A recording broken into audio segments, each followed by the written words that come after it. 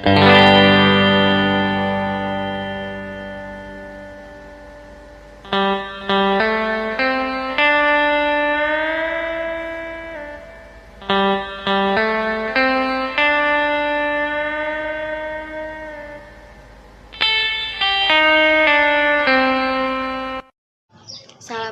warahmatullahi wabarakatuh. Halo semuanya, terima kasih telah mengunjungi video saya.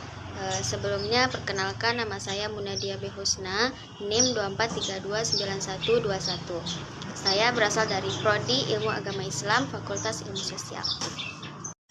Adapun video ini saya buat untuk memenuhi syarat UTS pengantar kewirausahaan dari Bapak Dr. Famil Haris SPD MPD selaku dosen mata kuliah pengantar kewirausahaan.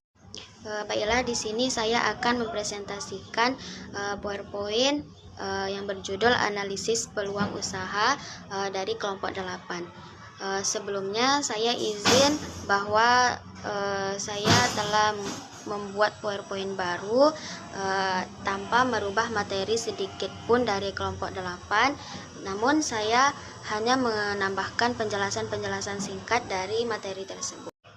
Namun saya izin karena saya menjelaskan dengan rekaman layar karena laptop saya bermasalah dan apabila menggunakan Zoom record dia patah-patah dan takutnya terjadi ketidaklancaran dalam selama saya mempresentasikan PPT yang saya jelaskan nantinya.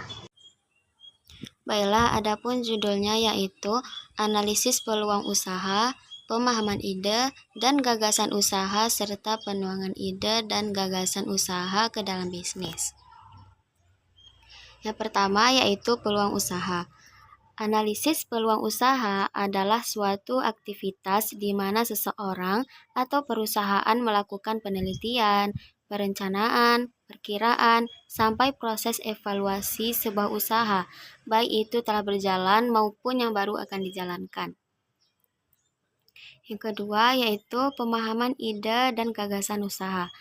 Ide usaha adalah gagasan atau konsep yang dapat dikembangkan menjadi sebuah bisnis. Mencari gagasan usaha yang kreatif dan berpotensi menguntungkan dapat menjadi langkah awal yang menarik dalam memulai bisnis. Adapun langkah-langkah yaitu yang pertama menetapkan ide usaha. Dalam menetapkan ide usaha dapat dilakukan dengan melakukan riset dan tren dan menyesuaikan dengan hal-hal yang kamu sukai dan memperhatikan yang dibutuhkan oleh orang lain dan jangan lupa belajar dari kisah sukses orang lain juga. Yang kedua yaitu menentukan tujuan. Sasaran bisnis adalah target yang telah ditetapkan sebelumnya yang direncanakan untuk dicapai oleh suatu bisnis atau individu dalam jangka waktu tertentu. Yang ketiga yaitu memperluas ide usaha. Adapun cara memperluas ide usaha seperti yang pertama yaitu meningkatkan kualitas produk, yang kedua memperluas jaringan pemasaran atau membuat cabang. Yang ketiga yaitu menjaga hubungan baik dengan pelanggan. Yang keempat yaitu perencanaan bisnis. Adapun perencanaan bisnis seperti yang pertama melakukan riset atau analisis pasar, yang kedua membuat ringkasan bisnis plan, dan yang ketiga membuat rencana pengembangan usaha. Yang kelima yaitu pemasaran dan promosi. Adapun pemasaran dan promosi dapat dilakukan seperti memanfaatkan media sosial untuk mempromosikan produk, seperti dengan membuat foto atau video iklan, live streaming, dan memanfaatkan tren yang sedang populer. Yang keenam yaitu menjalin kerjasama. Adapun menjalin kerjasama dapat dilakukan dengan cara yang pertama yaitu seperti memulai dengan visi dan misi bersama. Yang kedua menetapkan tujuan individu dan perusahaan. Yang ketiga mengatasi kekecewaan dan perselisihan. Yang keempat yaitu menentukan peran kerja. Adapun yang dimaksud dengan nomor 3 yaitu mengatasi kekecewaan dan perselisihan, yaitu apabila terjadi permasalahan dalam perjalanan pembuatan bisnis, dalam perencanaan pembuatan bisnis ya. Dan yang ketujuh yaitu adaptasi dengan demand pasar.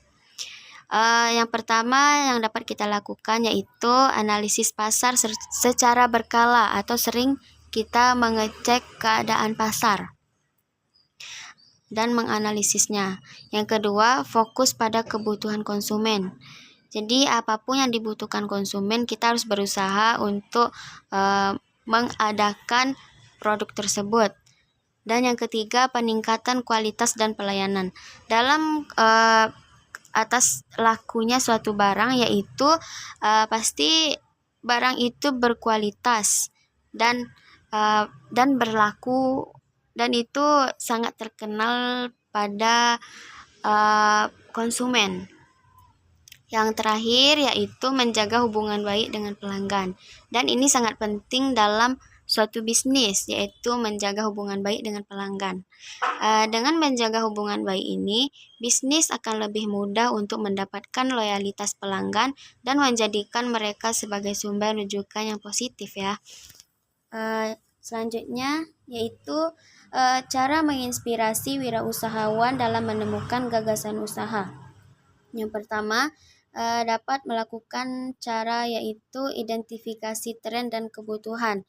Contohnya meninjau tren terbaru dalam industri atau pasar yang menarik minat kita. Yang kedua, maaf ini terdapat kesalahan, yaitu memperhatikan hobi dan minat pribadi. Yaitu bisnis yang berkaitan dengan minat akan cenderung lebih baik dan memotivasi. Yang ketiga, yaitu mengamati masalah yang perlu diatasi, atau solusi yang inovatif untuk masalah umum dapat menjadi dasar bisnis yang sukses. Yang keempat, penelitian industri yang berkembang, yaitu meneliti industri yang sedang berkembang atau mengalami perubahan signifikan. Dan yang kelima, mencari inspirasi dari luar negeri, yaitu mengamati tren bisnis yang sukses di luar negeri dan mempertimbangkan untuk mengadaptasinya ke pasar lokal. Dan yang keenam yaitu memahami perubahan teknologi, yaitu meninjau perkembangan teknologi baru dan cari tahu bagaimana teknologi tersebut dapat diintegrasikan ke dalam bisnis. Dan yang ketujuh yaitu menganalisis keterampilan dan keahlian Anda. Kita sebagai wirausahawan harus memiliki keahlian dalam pengambilan keputusan, berpikir kreatif, dan manajemen risiko. Analisis ini membantu mengidentifikasi kekuatan dan kelemahan seorang wirausahawan sehingga dapat fokus pada pengembangan diri untuk mengoptimalkan peluang bisnis dan mengatasi tantangan yang ada. Baiklah, mungkin inilah yang dapat saya sampaikan. Mohon maaf apabila terjadi kesalahan, dan saya sadar bahwa banyak kekurangan. Mohon maaf karena kita sama-sama belajar. Yalah, saya tutup dengan wassalamualaikum warahmatullahi wabarakatuh.